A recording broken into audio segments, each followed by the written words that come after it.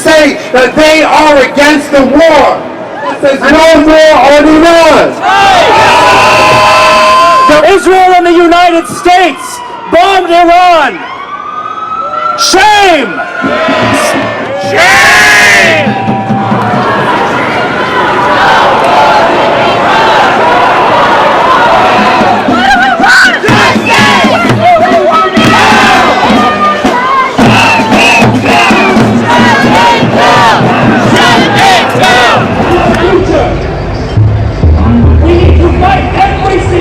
I'm ashamed to come from the United States right now.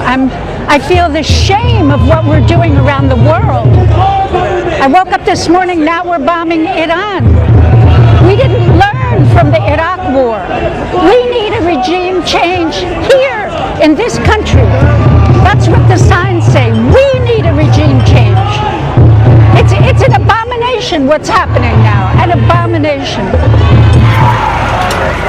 I think it's a criminal war being waged by the American ruling class to conquer, take over, destroy Iran, steal its resources, i.e. oil, and subjugate its people. The same way they did in Venezuela and what they want to do in Cuba, what they did to Iraq when George Bush was the president, what they try to do for 50 years in Vietnam, what they've done all over the world. No more money.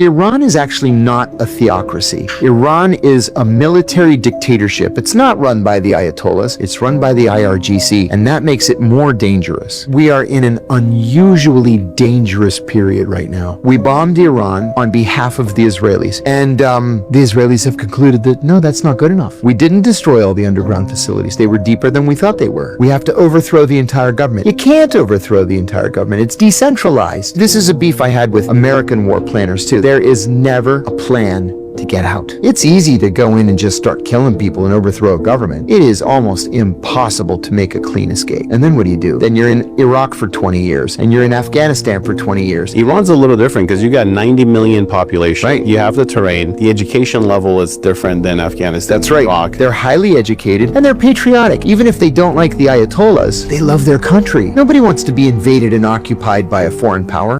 The former regime had every chance to make a peaceful and sensible deal. But Tehran was not negotiating. They were stalling, buying time to reload their missile stockpiles and restart their nuclear ambitions. Their goal, hold us hostage, threatening to strike our forces. Well, President Trump doesn't play those games. And as Secretary Rubio said after the Maduro raid, if you don't know, now you know. President Trump puts America and Americans first. He doesn't hesitate, and neither do our troops. The mission of Operation Epic Fury is laser focused. Destroy Iranian offensive missiles, destroy Iranian missile production, destroy their navy and other security infrastructure, and they will never have nuclear weapons. We're hitting them surgically, overwhelmingly, and unapologetically. With every passing day, our capabilities get stronger and Iran's get weaker. We set the terms of this war from start to finish. Our ambitions are not utopian. They are realistic, scoped to our interests and the defense of our people and our allies. To Iranian security forces, choose wisely. President Trump has also been clear about your fate in either direction. To the media outlets and political left screaming endless wars, stop. This is not Iraq. This is not endless. I was there for both. Our generation knows better, and so does this president. He called the last 20 years of nation-building wars dumb, and he's right. This is the opposite. Who benefits if we bomb Iran? This is scary, okay? Yeah. Here's the latest. We have the largest force amassed in the Middle East since 2003. The deployment is unlike anything the U.S. has done since 2003 when it amassed the forces behind the invasion of Iraq. We've shifted more than 150 aircraft to bases in Europe and the Middle East. The I don't know how you pronounce it, but there's an airbase we have in Jordan that's been a key destination for U.S. air assets streaming into the region. More than 60 warplanes were visible in satellite imagery taken Friday. More than a dozen F-35 fighter jets lined up on a tarmac. Roughly a third of all active U.S. ships are now in the region. Warships in the area also equipped with hundreds of Tomahawk missiles. Aircraft carriers accompanied by guided missile destroyers and various aircraft and helicopters. The USS Abraham Lincoln, USS Gerald R. Ford. The Lincoln has not publicly broadcast its location for more than a week, but it's believed to be operating somewhere near Oman. Gerald R. Ford spotted off the Greek island of Crete on Monday. And I could go on. Somewhere, Lindsey Graham just got a chill down his spine, and that special little feeling just at the list of that military buildup. Tucker, you're having a different feeling. So am I. I don't get it. I got to be honest. I don't get it. Because we were just told by the president in July, I covered it at length, you didn't want him to go into Iran with those bombs in July. So you mean to tell me I done woke up and apparently we at war with Iran? I'm so tired of it, y'all. I'm so tired of it. Apparently Trump has announced, hey, listen, we're going to take military action against Iran. There will be casualties, all these other stuff. This message is to Iran, okay? Whenever y'all are like, hey, listen, if y'all mess with us, we're going to strike back at him and his people, okay? Leave the American people out of it, because we don't want no parts of it. We don't got no issue with y'all. Listen, they don't even care about us. So you striking back at us, it don't even matter, okay? Go to where he at and his sidekick, okay? I need y'all to understand that. We don't want no parts of it. It's irritating me because he's just doing things. He don't got no congressional approval. He just out here making all these announcements and think that we just supposed to accept it and do what he wants us to do. Oh, it's going to be casualties. Like, sir, listen. Come on now. I think everybody should just go ahead and do what Muhammad Ali did, okay? Sit this one out. Sit this one out. That's my message. Iran, when y'all going to do what y'all going to do, I want you to understand something. Leave us alone. Speak to him directly. Take that up with him directly. Stand on business, as they say, with him directly. He the one talking. We not talking. He don't speak for me. Matter of fact, don't sit here representing us with them glasses on anymore. He don't speak for us. So you take that up with him. Allegedly for educational purposes. Okay, thank you. Donald Trump is panicking as Iran has rejected his ceasefire offer. Donald Trump apparently only prepared for a 4 to 5 day war against Iran, and he assumed that if the United States were to kill the Ayatollah Khomeini, that Iran would immediately want a ceasefire and that Donald Trump would be able to declare a victory and that war would not spread throughout the region. Donald Trump was warned that his personal views that that's what would take place were wrong, and he was indeed wrong. Hat tip to Ynet. They were the first to report, and they're based out of Israel, that Donald Trump is now begging Iran for a ceasefire, and Iran immediately rejected it and said when there will not be a ceasefire will be on our terms. And now one of the major issues the United States is facing is, will we be running out of munitions? Do we have the capabilities for a long-term war if this drags out for many, many months? And in addition, we've learned some horrific news this morning that a number of our soldiers, a number of U.S. service members, have indeed been killed in action during the war already. We've learned that there have been, so far, 3 U.S. service members killed in action. 5 have been seriously wounded so far during Operation Epic Fury, is what the Trump regime is calling it. We're referring to it at the Midas Touch Network as Operation Epstein Fury, or the Jeffrey Epstein War. The U.S. Central Command, CENTCOM, announced the deaths of these 3 U.S. service members. 5 are seriously wounded. We're following that. We're expecting, sadly, the number of deaths to increase.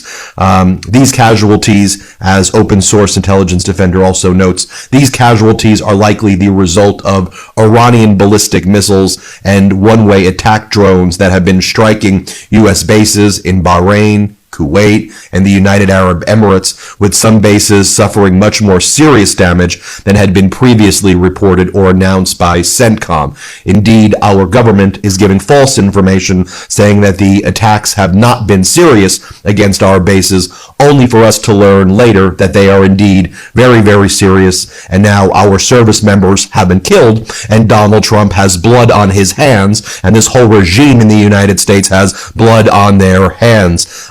Iranian's president, Masoud Pezeshkian, he is alive, and he's stating this morning on state-run television that the Interim Leadership Council is now operational and has assumed constitutional control of the Islamic Republic of Iran. Pezeshkian adds that we will continue the path of the leader with strength. Our armed forces are crushing the bases of enemies. No sign by Iran that they will be stopping their retaliatory actions against U.S. bases and U.S. interests within the Middle East anytime soon.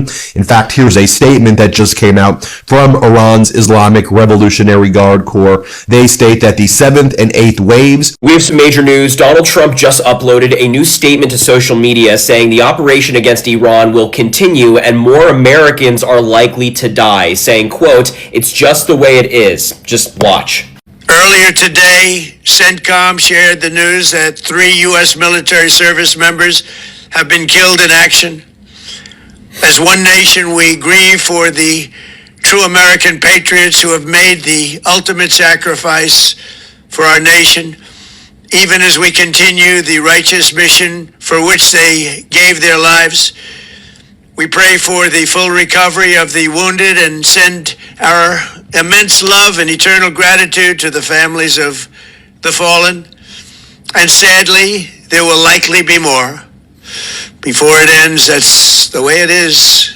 Likely be more, but we'll do everything possible where that won't be the case. Trump says it's just the way it is, except that's just not true. This doesn't have to happen. More Americans don't have to die. If he never attacked Iran in the first place, we wouldn't be in this position where 3 Americans have already lost their lives and potentially more in the future. I think we can all agree that the Ayatollah being taken out is a good thing. That guy was an awful human being doing awful things in Iran and around the world, but I don't want to see any more Americans die because of a war that Donald Trump has started. But the fact that this draft dodger is just saying, oh, it's just the way it is and you have to accept it is disgusting. We are more than 24 hours into this, well more, and I think it's just important to understand the law requires Congress be informed and asked and authorize acts like this. Donald Trump himself in his overnight message called it a war, which means he should understand that a war is not something the president can start. That's exactly right. We believe that this war is both illegal and unconstitutional. Article 1 powers granted to Congress alone to declare war, and he has said this is an act of war. Now, he had many opportunities to address the nation, but also come to Congress. I mean, even George Bush came to Congress to seek authorization of use of military force before the Iraq War. So let me just ask you about that for a second, because that's something our viewers will remember. Some people think that the Bush administration was lying about the reasons for going to war in Iran and Iraq, and some people thought it may have been justified. Regardless, whether they knew what they were doing or not, they thought it important to clear that hurdle of getting congressional, and that's loose language because it's the legal hurdle of getting congressional approval. There's been no such attempt here. It's not like Congress has denied it. They weren't asked.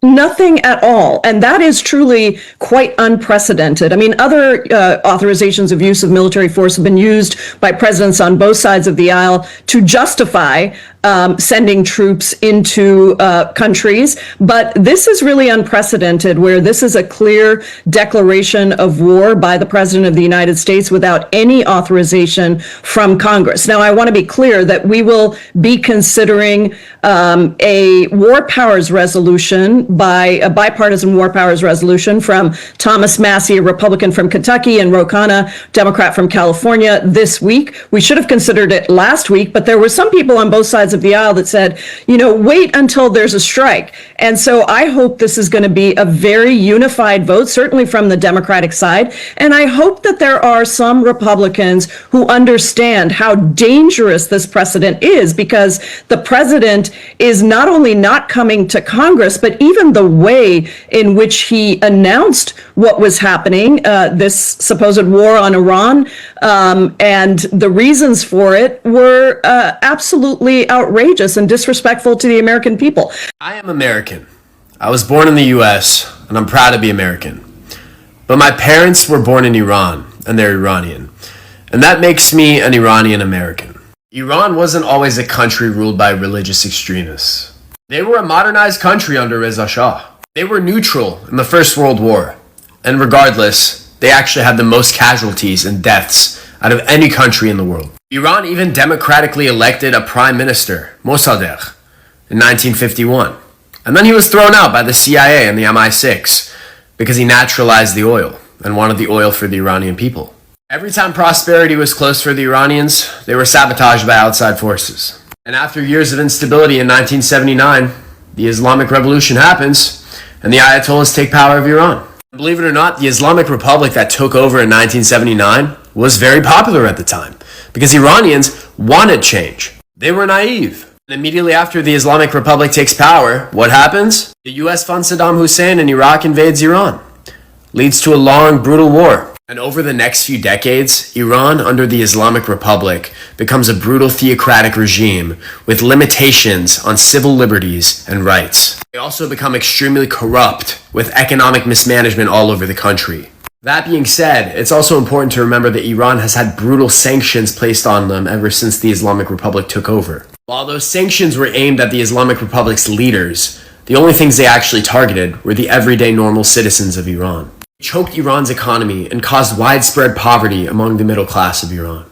Yet some would say that the sanctions were actually a success because the purpose of those sanctions to some were to cause so much dissatisfaction, economic suffering, that the Iranian citizens would cause an uprising themselves. Fast forward to 2016 when Iran and the US signed a nuclear peace treaty. This treaty that was signed would limit Iran's nuclear enrichment and nuclear proliferation in exchange for sanctions relief. And while this did bounce back Iran's economy slightly, Trump becoming president, one of the first things he did was rip up this nuclear treaty. It is also important to remember that the Islamic Republic has had a long history of funding proxy wars in the region. They have funded groups like Hamas, Hezbollah, and the Houthis.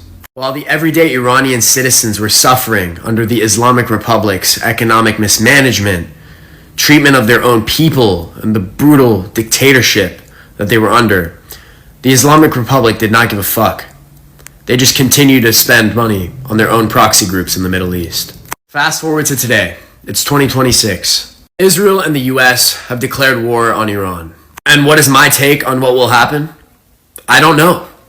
No one knows. And if you claim that you know, you're either naive or wrong. A lot of Iranians living inside Iran and the diaspora in Iran want Iran's Shah back, the son of the Shah. Reza Pahlavi is a very popular Iranian figure, both inside Iran and outside of it. And denying that is just denying the truth. That being said, is that truly who Trump and the West who support this regime change want as the new leader of Iran? If you look inside of Donald Trump's cabinet, a majority of them are funded by the MEK, which is a political terrorist organization, both inside Iran and outside. My point is that even if regime change is successful, it does not guarantee that Reza Pahlavi will be the leader of Iran. Additionally, the Islamic Republic is much more powerful than people think or want to admit. A regime change war could lead to civil war in Iran, with terrorist tribal groups taking over Iran and different separatist groups as well. And the thought of that fucking terrifies me. There is so much uncertainty happening right now in Iran. And claiming to admit otherwise is just wrong. We don't know. No one knows what the fuck will happen. As an Iranian, there is nothing I want more than Iran to be free. Free from this brutal theocratic regime. Free to choose from all the civil liberties that they deserve. As an American, I'm tired of endless wars. I'm tired of my taxpayer money funding war after war after war. I'm tired of innocent Americans dying in wars that are not necessary. America does not have to fight wars on behalf of others. But the world is a complicated place.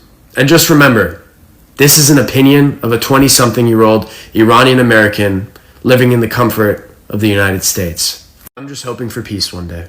Israel is the only country on the planet that wants this war. The Chinese and the Russians are working overtime with the Americans to discourage President Trump from attacking Iran. The Europeans have no stomach for this fight. It's one country that wants this fight. It's Israel. And the Israelis have put tremendous pressure on President Trump to do something. And the problem that President Trump faces is that if he doesn't use military force, the Israelis and the lobby here in the United States will be outraged. And they will put great pressure on him and make him pay a significant price for not doing anything. So President Trump is in one of these situations where no matter what he does, he loses. If he attacks Iran, he loses because he can't win a meaningful victory, and he runs the risk of a protracted war.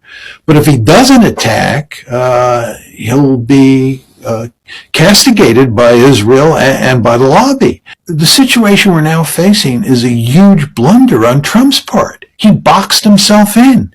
He thought he could be Mr. Tough Guy, send this armada to the Middle East, and get the Iranians to cave. Anybody who knows anything about Iran could have told you that this was just not going to work. The idea that the Iranians would cave into threats from Trump because of what happened to President Maduro in Venezuela is not a serious argument. He goofed big time, and now he's in a box.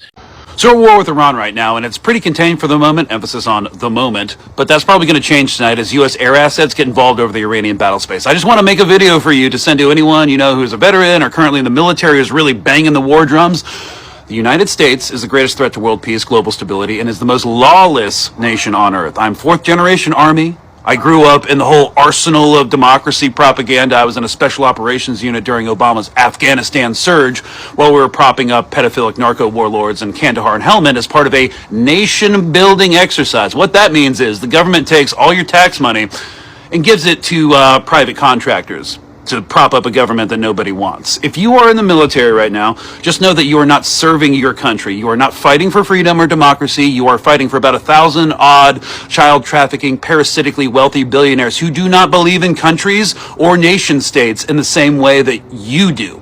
They believe they are above that peasant stuff. You think little Marco Rubio is in charge. You think dumbass Pete Hegseth is actually in charge of the Department of War. The person who's running the Department of War is the private equity billionaire deputy director Steve Feinberg, who has never served in the military, but who was the head of DynCorp International, a private military contractor until 2020. You are fighting to make rich men who view you with utter contempt even richer. It's 2026, y'all. It's time to grow up. Every imperial war we fight is a war on the global working class, of which you are a part. These billionaire MFers don't believe in international boundaries when having class consciousness, so why do you? What's happening right now will further immiserate your material conditions, and you have more in common with your average Iranian than you ever will with the pedos you're fighting for. Again, you are not fighting for America or a democracy. You're fighting for inhumanly rich child cannibals, essentially, who think you are cattle. So have fun with that. It's a difficult process to de-propagandize, but I have faith in you, and I believe you can do it. Donald Trump has said we are going to war with Iran. He also said, some of you may die, but that's a sacrifice I'm willing to make. So this comes after he pulled out of Obama's nuclear deal, Iranian nuclear deal, which did limit how Iran would build their nuclear programs. Trump said it was too weak and it needs to be stronger. So he just pulled out of that deal. And after he pulled out, Iran said, okay, well, we're just going to go back to what we were doing and we're going to start doing our stuff, uranium.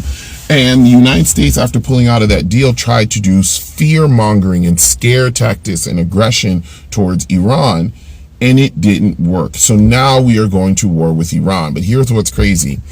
Iran said that if the United States starts dropping bombs on them, their hackers will tap into our credit card systems and wipe out everyone's debt and give everybody an 800 credit score. I don't think anyone should be hacking a foreign country. That's wrong. But just hear me out on. Mr. President, this morning I woke up to the news that we are at war with Iran. Not exactly what I was hoping to have. I don't think nobody hopes for war. But I do want to make something very, very, very straight on my stance, Mr. President, with this war. When you was out of office, President Biden showed great, great weakness. The Ayatollah in Iran has been laughing at us for 50 years. They've been screaming, death to America, death to America, death to America. Now, whether I agree with the war or not, I will say that Iran had some of the most beautiful and culturally rich people in the world before the 1970s. One of the greatest places in the world to raise a family. It was almost like paradise. But these Muslim extremists took it over. Now, I would like to do more research before I comment on why we're in war or not, but I believe that overall you're in war because when Joe Biden took office, Vladimir Putin and President Xi from China orchestrated a plan. They orchestrated a plan called BRICS, where countries like Brazil, countries like even Argentina, countries like Cuba, countries like Iran, North Korea, Russia, and obviously China, all was going to team up to create a one world currency. I'm noticing what you're doing, Mr. President. You're taking out members of BRICS to protect our United States dollar. If BRICS is allowed to succeed, our dollar goes bottomless. We will be bankrupt in a matter of a year, and it'll be way worse than the Great Recession. So, since going into politics, I learned that's why you really helped Argentina to break apart BRICS in the Western Hemisphere. That's why you done what you done in Venezuela. That's why you're doing what you're doing in Cuba. I think the war should be short. And I know that you gave the Ayatollah, after we bombed them in the 12-day war, you gave them a chance to keep their power. You taught them a lesson, you slapped them on the hand real good, and you told them, here's the rules. We'll make you like Saudi Arabia. We'll make you like Dubai. Filthy rich, and Christians and Muslims could get along. After we made peace in Israel, and I was a lot against the way Israel was treating the people of Gaza, but I was surely against the way Hamas treated the Israel. No people deserves what Hamas done to them, and they was backed by Iran. I do not support the Houthis and what they've done to so many people, including us, who's also backed by the Ayatollah in Iran. So as far as making an example, I don't have the intelligence that you're seeing. I don't have the classified information that you're seeing. But I'm not going to stand for nobody saying death to America, death to America. And I remember that after the peace treaty was signed, it was Hamas that went back and threatened to start decapitating people of Gaza that wanted peace. Where I'm standing at is I believe there's sleeper cells right here in Southeast United States, particularly around Appling County, Baxley, Georgia. What I would say to any Muslims in the United States that wants to take over with Islamification to a very, very Christian-based country, if you rise up in arms, we will kill you like a dog in the street. We are a nation of peace over here. We are not Iran. Your Muslim brothers decided to do some stupid stuff. We gave them a chance to come out of BRICS. We gave them a chance to come into peace and prosperity. They talk junk, and they wanted to show the world that they will do nuclear. I'm for a short 40-day war, and I'm for putting the Ayatollah's head on a spike. for what he's done to so many people. That's what I'm for. I'm not for long war. But I'm here. When you chant death to America, you will die. I believe in killing pedophiles. I believe in killing rapists. I believe in killing murderers. But that is the man who single-handedly ordered for babies to be cut out of their mother's stomach. Put his head on a spike, Mr. President. That's just where I'm at with the situation. God bless. Have a good day. And I'm continuing to fight these data centers today. Y'all be in Brantley County. And yeah, I did say that for any Muslims in District 1. I love you. I'll be peaceful with you. I'm here for your right to have faith. But if your faith tells you to rise up against citizens here, like a dog in the street, that's how you will die. And our cops and our military will see to it. God bless. Everybody have a good day.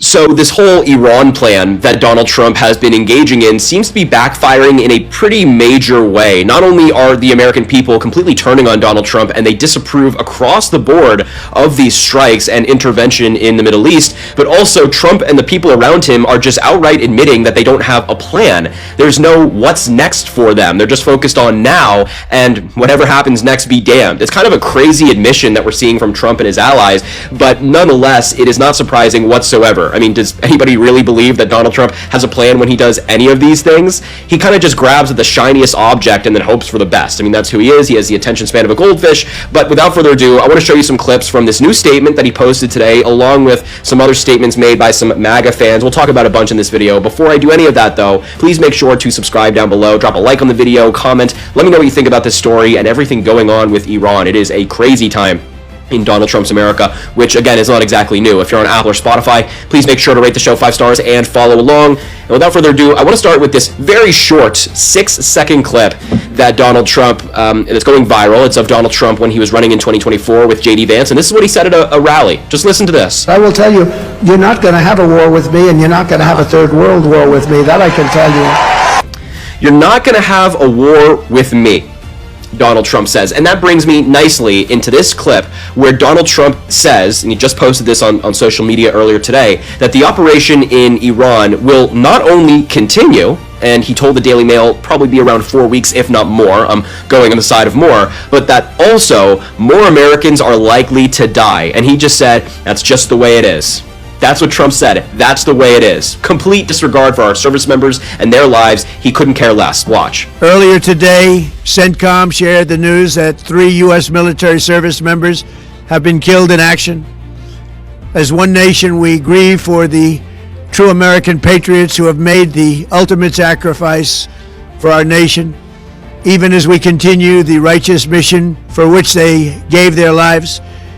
We pray for the full recovery of the wounded and send our immense love and eternal gratitude to the families of the fallen. And sadly, there will likely be more. Before it ends, that's the way it is. Likely be more, but we'll do everything possible where that won't be the case. There you go. 3 Americans we learned today died because of what's taking place in Iran. Others are critically wounded. We haven't gotten a status update on those Americans as well. But Donald Trump says, well, that's just the way it is. Except it's not just the way it is. Right? It didn't have to be this way. I mean, if Donald Trump never bombed Iran, we wouldn't be in this position. Americans wouldn't be currently under fire in the Middle East. Those 3 Americans that died, well, they'd still be alive. They'd still be serving in our military, and their families wouldn't have gotten the worst news that they've ever received in their entire lives. It does not have to be this way. So the idea that it's just a matter of fact that, well, you know, we can't do anything. This war with Iran is not America's war. It is Israel's war that America is fighting on behalf of Israel using your tax dollars. You see, Iran is a threat to Israel's existence, and Israel will never stop until Iran is completely neutralized and they have full control over not just Iran, but of the entire region. Mainly because Iran is one of the largest sovereign nations in the region. They have no U.S. military bases, there is no U.S. embassy, and there is no U.S. puppet running the country like there is in the region. And most importantly, Iran supports and funds all of the groups that are fighting Western imperialism in the region. And it is very important to know that the Palestinian resistance would have never made it this far without the support of Iran. And you shouldn't take my word for it. You should listen to Palestinian martyrs like Nazar Banat, and you should watch this video on YouTube. Netanyahu knows that there is a small window to take out Iran right now, which is why they have tried to convince and pressure the US to join them in this attack. Mainly because in the last 2 to 3 years, Israel has killed the top leaders and officials and generals in the Palestinian and Lebanese resistance, and also some of the top leaders and generals in the Iranian military. Today, Iran's Ayatollah Khomeini was killed in an Israeli strike. So what does this mean? It means there is going to be an all-out regional war, which is why so many people have been ringing the alarm, trying to prevent this very moment. But here we are. Iran is not going to go down without a fight, and neither are any of the groups they support and fund in the region that fights Western imperialism. Everyone is going to fight like their life depends on it, because this is the moment, okay? And so the US and Israel are not only going to attack Iran, but they're going to open up the prison gates to allow ISIS and Al-Qaeda fighters to take over the region and cause absolute havoc. And the US is going to use this to make the case as to why they not only need your tax dollars to fund this war, it's why they're going to need your children to fight this war. This regional war will take the lives of millions of people in the region, but it will also define the fate of the region for the next 50 to 100 years. And the US is securing Israel's position as the next new world leader. This is the transfer of power. This is the global new world order. And the craziest part is Americans are in denial about all of this, just as they are in denial about the Epstein files, but it is all connected. And right now, it is happening. It is happening in real time, and you have to fight like hell. You have called for Congress to return to Washington and to vote on whether to try to essentially halt this military action. No war powers resolution has ever overcome a presidential veto. Why do you think you need to take one? Well, nobody in this country is asking for war with Iran. Just like months ago, no one in this country was asking for war with Venezuela. This president is intentionally tanking our economy. He's the most corrupt president in the history of our nation, and Americans want him to focus on the crises here at home. Instead, he is busy getting us involved in quagmires overseas that already are becoming deadly to American soldiers. This is a disaster. It is illegal. And the president is obligated under the Constitution to come to Congress and ask for an authorization of military force. He wouldn't get that authorization if he asked for it. Congress wouldn't vote to give him the permission to do it, but he's obligated to come to Congress. The administration would argue Venezuela was a limited military operation. They're not explaining to the public yet, beyond that Twitter video, exactly what the plan is here. But the president has tweeted in a way describing this as an open-ended conflict until peace is achieved. You're using the term war. You do consider this to be a war? Oh, of course. We're engaged in regular, ongoing military strikes that has already killed American soldiers with the goal of regime change. If that is not war, what is?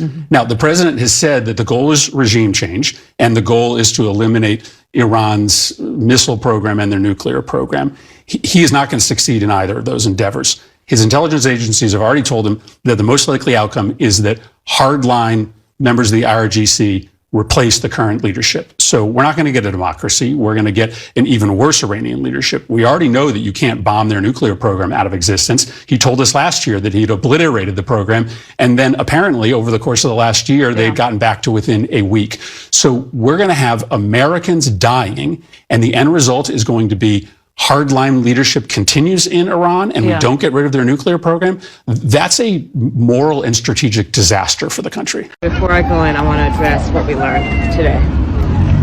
Donald Trump has dragged us into a war the American people do not want. He has put American troops in harm's way. I unequivocally oppose this war of choice, and everyone should.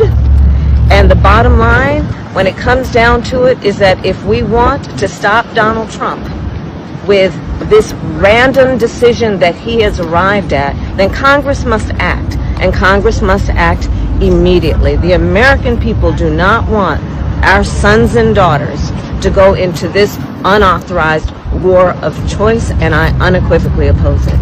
Thank you. I just got off the phone with President Trump. It was a roughly 9-minute phone interview talking about the war in Iran. Just want to give you the quotes. He said, quote, "We're knocking the crap out of them. I think it's going very well. It's very powerful. We've got the greatest military in the world, and we're using it." I asked the president how long he thought this war might last. He said, "I don't want to see it go on too long. I always thought it would be 4 weeks, and we're a little ahead of schedule." I asked him if the U.S. was doing more to help the Iranian people reclaim their country than the military strikes, if there was other stuff going on. He said, "Yes, we are indeed, but right now we want everyone staying inside. It's not safe out there." He also suggested it was about to get even less safe. "We haven't even started hitting them hard. The big wave hasn't even happened. The big one is coming soon." I asked the president about the fact that Iran attacked Arab countries in the region, Bahrain, Jordan, Kuwait, Qatar, and the UAE. He said that that was the biggest surprise so far for him and his team. Quote, "We were surprised. We told them," meaning the Arab countries, "we've got this." And now they want to fight, and they're aggressively fighting. They were going to be very little involved, and now they insist on being involved. He said of the Arab leaders of those countries, "I know these people, they're tough and smart." The Iranians, he said, quote, "shot into a hotel. They shot into an apartment house. It just made them," meaning the Arab leaders, "angry. They love us, but they were watching. There was no reason for them to be involved." That was probably the biggest surprise. You have to understand they were living under that dark cloud for years, meaning the Iranian nuclear threat. That's why you could never have peace. I asked, okay, well, who's going to lead Iran now? The president said, "We don't know who the leadership is. We don't know who they'll pick. Maybe they'll get lucky and get someone who knows what they're doing." The Iranians, he said, lost a lot in terms of leadership because in the initial strikes, not only was Ayatollah Khamenei killed, but also 49 other Iranian leaders, he said. It was an amazing strike. They got a little bit arrogant by meeting all in one place. They thought they were undetectable. They weren't undetectable. We were shocked by it. They don't even know who's leading them now. We went down 49, he said, meaning 49 leaders on the leadership chart there. We don't know who's leading the country now. They don't know who's leading. It's a little like the unemployment line. The president said that they tried to make a deal with the Iranians, but we couldn't make a deal with these people. He said every offer was met with a walkback of a previous offer. They had all that enriched stuff, he said, referring to uranium. They looked at redoing it there. This is after the strikes last June. But it was in such bad shape, the mountain had basically collapsed. The president said, "This is the way to deal with Iran. We don't have to worry about agreements." He talked about all of the years, decades of killing and IEDs and all the destruction that Iran has wreaked on the United States and other countries. He said people in the military walking around with no legs, walking around with no arms, their faces shattered. He said that today's military operation was of a piece, part of a larger campaign. We took out Soleimani last time. That's referring to the Iranian general Qasem Soleimani. He was an unbelievably violent, vicious general. Hitting him, he said, was a big move. If that didn't happen, then you might not have Israel today. Israel might not exist. Then he referred to Midnight Hammer, the strike against the Iranian nuclear facilities last June. They were a month away from having a nuclear weapon. He criticized Obama's nuclear deal with Iran. He said it gave all the power to Iran. They would have had a nuclear weapon 3 or 4 years ago. They would have used it against Israel. They maybe would have used it against us. In the latest talks, he said the Iranians, quote, weren't willing to give us what we asked for. They should have done it. So it's going good, the president said before getting off the phone. Your reaction to the strikes? It was the right thing to do, in my opinion. And why is that? Because if it wasn't for Trump, then the Iranian regime would have attacked us first. I think it's disgusting. It's just another Trump ploy to hurt people and distract from the Epstein files. An absolutist sort of attitude in a situation that's so nuanced and delicate doesn't seem sustainable, and it doesn't feel like a positive step toward any type of resolution. Do you worry about retaliation because we've seen the bases that were hit as well? I'm concerned about the World Trade Center the most. You know, the new one with the tall pillar. I'm really concerned. I've been there a few times. I went to the top floor and I'm nervous as hell. This is an unprovoked U.S. attack. They were determined to do it. They were determined to provide all the weapons to Israel to also carry out the attack. and it is criminal beyond all belief. Iran was engaged in negotiations, the whole world knew that, and then came this attack. Your sign says solidarity with Iran. You do know that there are Iranians right now that are celebrating what happened. Oh, sure. There are monarchists that want the old corrupt system back of privilege, yes. But the Iranian Revolution, which called for nationalizing the oil and using it for the development of the whole country, that's what the U.S. wants back. That's what they want to reverse. They want to colonize every country of the world and do it at the point of a gun. Do I love Iran's government? No, but I don't love Israel's government, and I don't love our government at this point. We're in a big crisis. The results of our brand new CNN exclusive poll on the U.S. military action in Iran shows that President Trump has an uphill climb here to convince the American people to come to his view on this war. He starts out underwater. 59% of Americans in this poll say they disapprove of the action the U.S. took over the weekend. Only 41% approve. Majority say that they think this will make Iran more of a threat to the United States than less of a threat to the United States. And nearly 6 in 10 say they don't believe Donald Trump has a clear plan for how to deal with Iran. As with many things in American politics, party dictates a lot of the thinking. So 77% of Republicans approve of the U.S. action this weekend. And in fact, while there may be some loud critics inside the MAGA world who say this is not an America First strategy, in our poll, those Republicans who identify as MAGA, they are the most supportive of the president's approach here. I will say the American people would like to see Congress involved here. A clear majority say that Congress should be authorizing future military action as it relates to Iran, and only 27% of poll respondents say that enough was done diplomatically in advance of the attacks. Another warning sign for President Trump, only 12% of poll respondents say they would favor U.S. ground troops being sent to Iran. That is something President Trump just today refused to take off the table. So guys, as you all know, when it comes to America and Iran, we know that something very serious is happening, and it is believed that USA has actually touched at the nerves of these wars that they normally involve themselves in. So at this point, it's not even America that is fighting Iran. It's the Israel fighting Iran with the help of America. They are pro-America. And what did Iran do in return? They started attacking those Middle East countries that normally support, when I talk about supporting, is providing military bases for them. They were actually attacking them left, right, center. And the leaders of Iran are saying that we are not looking back. We are not stopping. This is going on as long as, we are still alive here. One thing that I have noticed about the entire leadership of Iran is that it's something very structured and not easy to collapse. I mean, they have built a very, very strong structure in such a way that even if the supreme leader was, whatever happened to him, then, it's still going, the country is still going to move on like it used to without any disruption, except that now there are missiles left, right, center.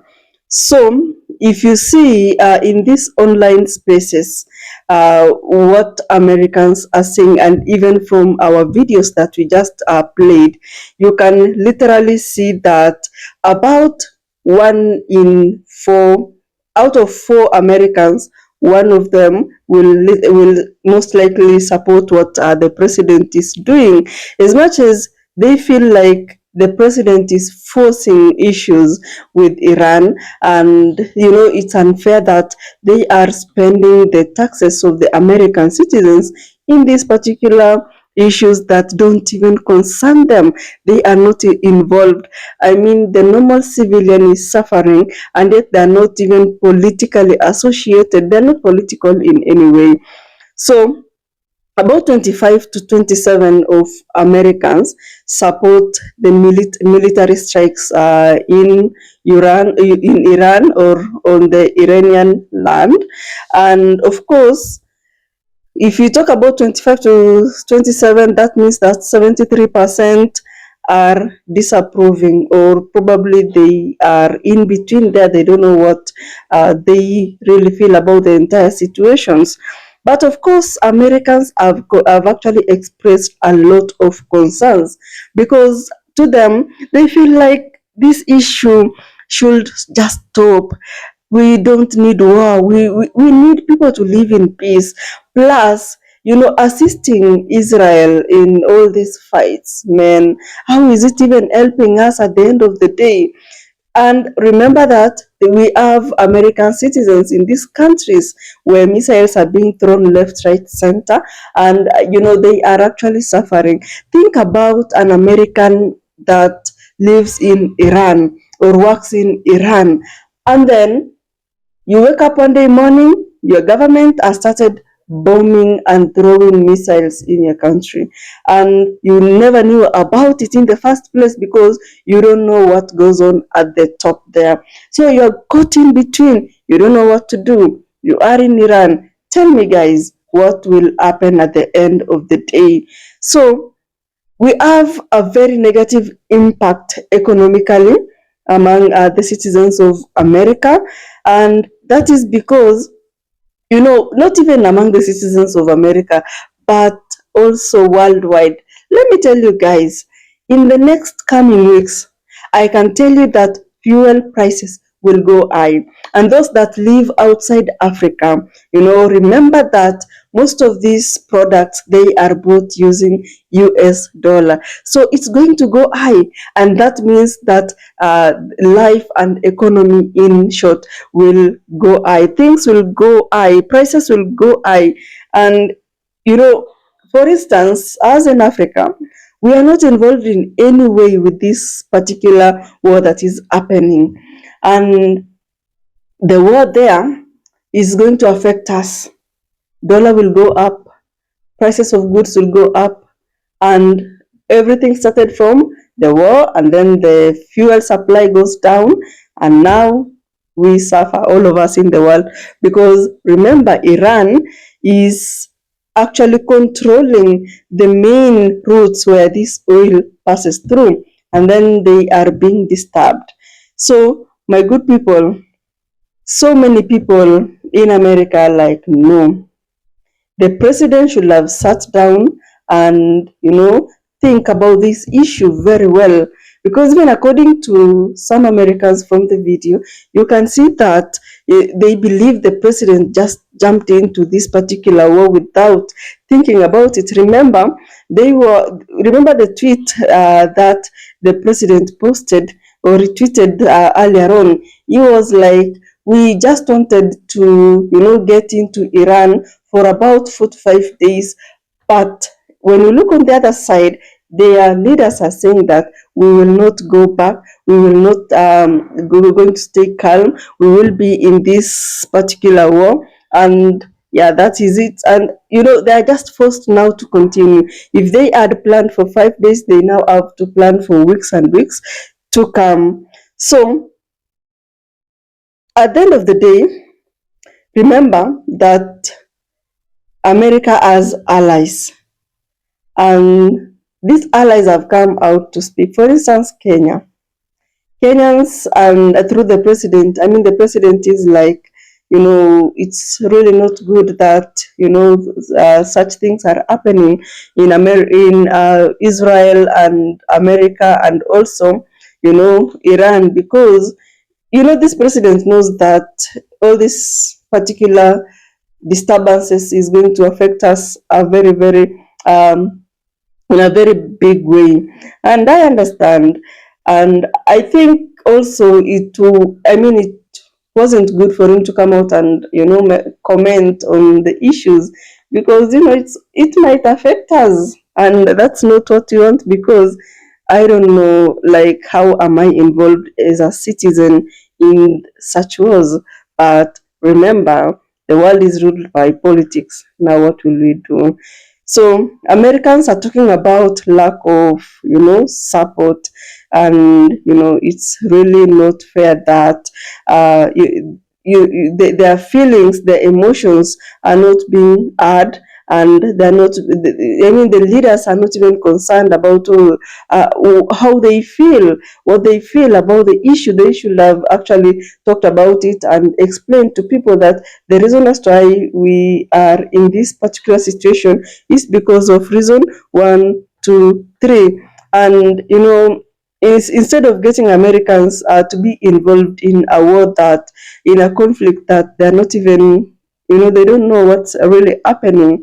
And also, Americans fear that the entire situation could actually become a very long military engagement with more casualties and economic costs. And I hope you have heard that so many American military officers, they have been, they have lost their lives because of this particular thing that is happening. And of course, that's a family that is being affected negatively, because this person was the one supporting the entire family. And normally, if you have a job, you'll find yourself, supporting like 10 to 20 people, depending on your background. Some will support the immediate family only. So if this person is affected, then the rest are going to be affected. And also, this issue will lead to debates everywhere. People talking about, is it true, is it not true? And it will lead to disagreements. Anyway, guys, from what Americans are saying is that, they're not supporting, and a larger percentage of them, 73% of them, they're not supporting this issue. The president should sit down with whoever is planning with him. And they also believe that, he's kind of hiding this Epstein issue. He doesn't want it to be talked about, like it's a distractor. So now people are talking about Iran, forgetting about Epstein files. And of course, it's not fair according to them. Anyway, guys, I don't know what you think about this Iran-US war. Kindly comment down below. Tell me what you think about the war.